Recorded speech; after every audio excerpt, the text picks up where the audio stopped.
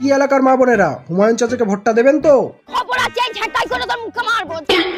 কি নাম হবে? ওই লক্ষ্মী ফক্কি হবে না। আমরা ক্ষমতায় আসলে ওটা লক্ষ্মীর ভান্ডার আর নাম থাকবে না, নামও পরিবর্তন করবো আর মাসে ১,৫০০ লাই, ১৭০০ লাই, ৩,০০০ করে দেবো। আমাদের আসতে দিন না।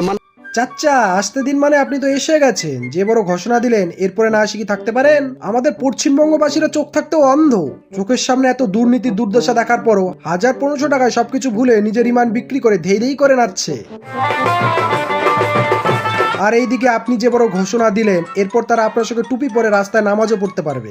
আপনার এই ঘোষণা শোনার পর থেকে তো আমাদের এলাকার মা বোনদের চোখে ঘুমই নেই।